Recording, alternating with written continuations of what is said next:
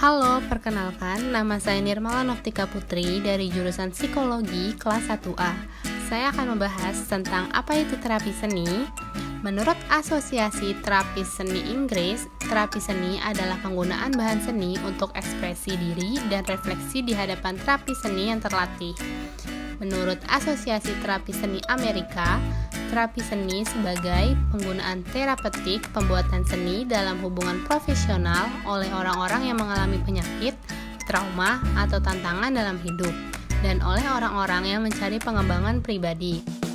Menurut Asosiasi Terapi Seni Kanada, terapi seni yaitu suatu bentuk psikoterapi yang memungkinkan ekspresi emosional dan penyembuhan melalui cara nonverbal. Anak-anak tidak seperti kebanyakan orang dewasa, seringkali tidak dapat dengan mudah mengekspresikan diri mereka secara verbal. Dalam terapi seni, secara khusus difokuskan pada seni visual, terutama lukisan, menggambar, dan mematung, dan biasanya tidak mencakup penggunaan bentuk seni lain seperti musik, drama, atau tari.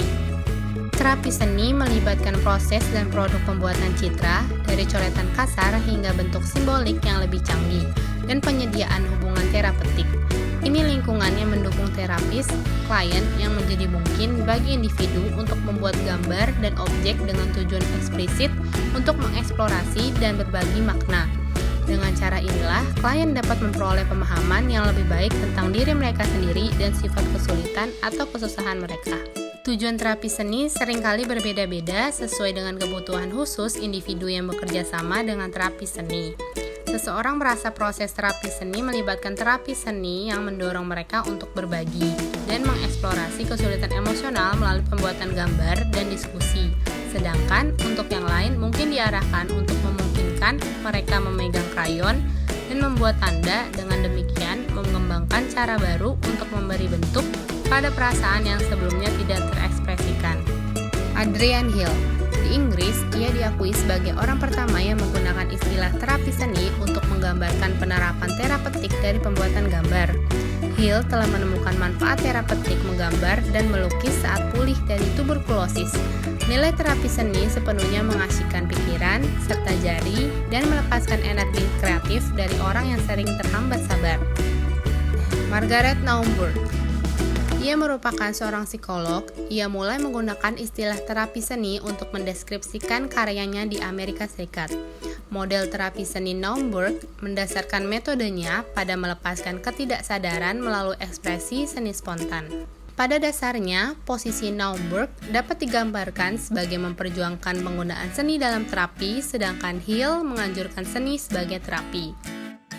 4 area utama perbedaan penggunaan seni dalam terapi seni dan terapi okupasi yang diidentifikasi oleh Atkinson dan Wells. 1. Pendidikan dan pelatihan. 2. Penggunaan media berbasis seni tunggal. 3. Pentingnya melekat pada karya seni. 4. Tingkat arah yang terbukti dalam pendekatan terapeutik. Yang ke-1, pendidikan dan pelatihan.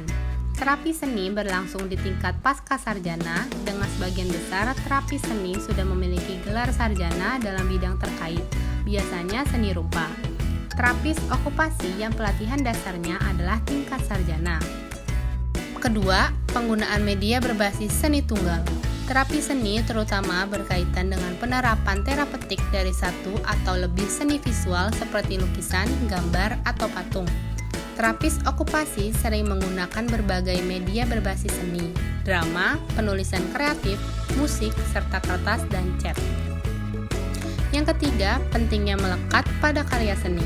Secara umum, terapis okupasi cenderung menempatkan penekanan yang jauh lebih sedikit pada karya seni daripada terapi seni. Untuk terapi seni, proses merupakan bagian integral satu sama lain.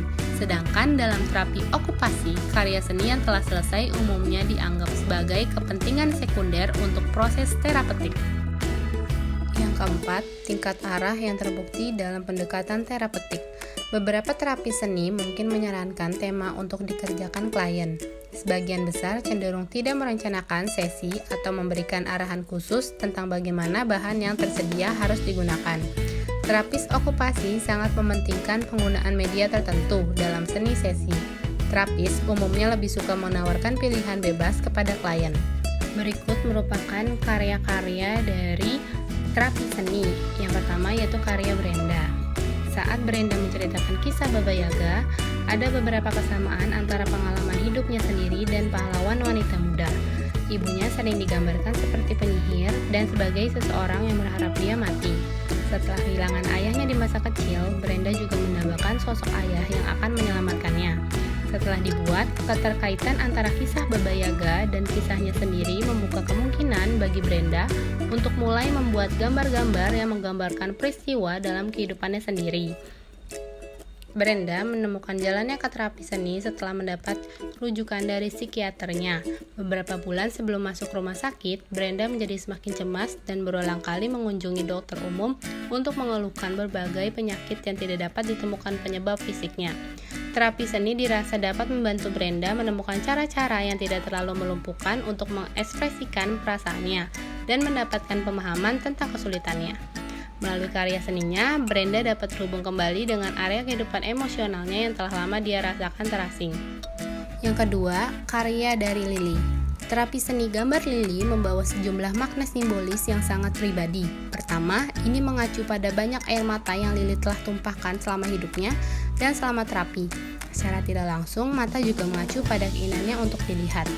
Sebagai anak yang pendiam dan penurut, Lily telah menjadi anggota keluarganya yang hampir tak terlihat. Meskipun Lily telah mengembangkan strategi bertahan hidup ini untuk melindungi dirinya sendiri, ketidaktampakannya membuatnya merasa tidak diperhatikan. Namun, sementara Lily ingin dipandang, dia juga takut jika dilihat dia akan ditolak. Yang ketiga, karya dari Pete. Pete dirujuk untuk terapi seni karena dia merasa sulit untuk membicarakan masalahnya. Dia telah didiagnosis menderita depresi dan telah banyak minum sebelum masuk rumah sakit. Pada awal terapi seni, Pete sangat pendiam. Dia juga merasa kesulitan untuk terlibat dengan materi seni. Gambar pertamanya berantakan. Pete sepertinya membuat gambar seperti coret-coret ini hanya untuk menghabiskan waktu. Namun, terlihat jelas bahwa tokoh kartun Snoopy akan muncul sesekali. Baru kemudian, dalam terapi seni, setelah dia mulai membuat gambar di mana Snoopy memainkan peran yang lebih menonjol, signifikasi ini menjadi jelas. Pete mengidentifikasi dirinya dengan Snoopy. Sedemikian rupa sehingga ia memiliki tato Snoopy di lengan atasnya.